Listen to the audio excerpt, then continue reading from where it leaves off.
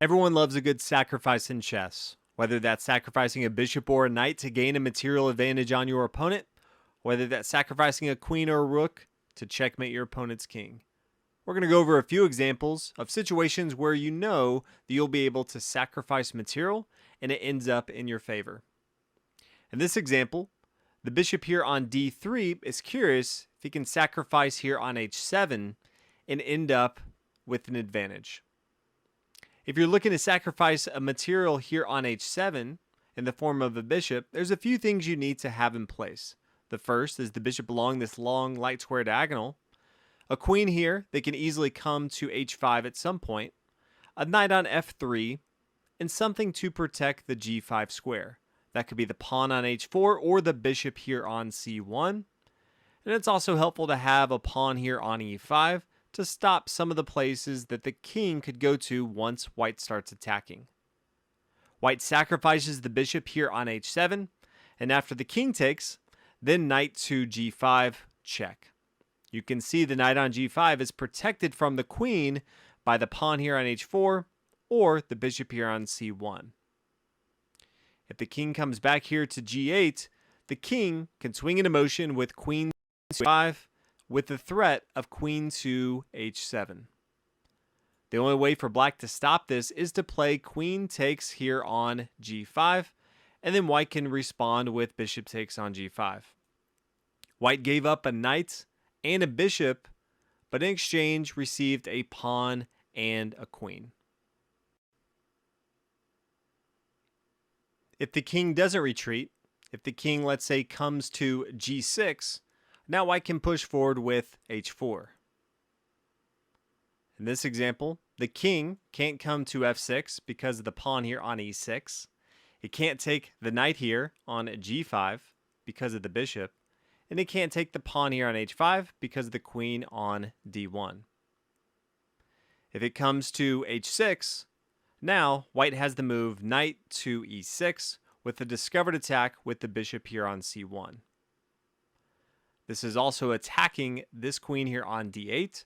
So after the king moves to h7, white can take this queen on d8. At the end of the situation, white still favorable. It doesn't really matter where the king goes for black. White was able to take a position like this, recognizing that he could sacrifice his bishop on h7, and at the end of it, it didn't matter where the black king went, white would be up in material. Another common square at the beginning of the game to attack is the f7 square. Early on, that square is only protected by the king, and if attacked, there's no other way to protect this square except by using the king here on e8. A very popular opening is called the fried liver attack, which starts out with e4, e5, knight f3, knight c6, bishop to c4, immediately attacking this f7 square. And then after knight to f6, knight to g5. Putting two attackers, both the bishop here on c4 and the knight on g5, both attacking this square here on f7. Black may respond with the pawn here, pushing forward to d5, and after the pawn takes on d5 and the knight recaptures here, since the knight is protected by the queen on d8, white comes in for a sacrifice with knight takes on f7. While this isn't checked, this is attacking both the queen and the rook here on h8. And while the king taking on f7 does go up in material for black, white can continue the attack with queen to f3. Black is up material, but you can see the king is exposed for the rest of the game, cannot castle to either side of the board, and white can spend the rest of the game attacking an exposed king. While black may feel that they have a better position because they're up in material, these can be very tricky for opponents not understanding exactly how to defend the rest of the game with an exposed king, and so many players look to give up material on the f7 square, knowing that their opponent will have to capture with the king here, not knowing how to properly defend against an exposed king. The best type of sacrifice has got to be the queen. Remember, the goal of chess is not to end up with the most material, it's to checkmate your opponent's king. And if there's a checkmate, you should give up all the material you possibly can to ensure that you can checkmate your opponent's king, even if that means giving up your own queen.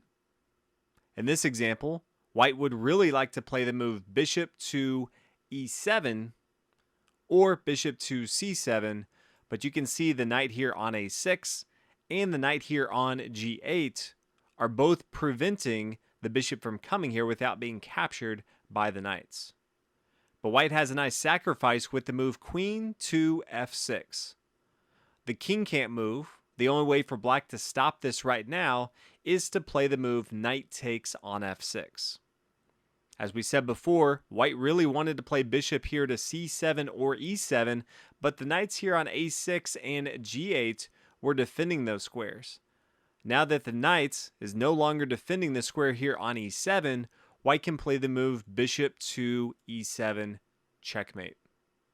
Always be on the lookout for giving up major material as a sacrifice in exchange for checkmating your opponent's king.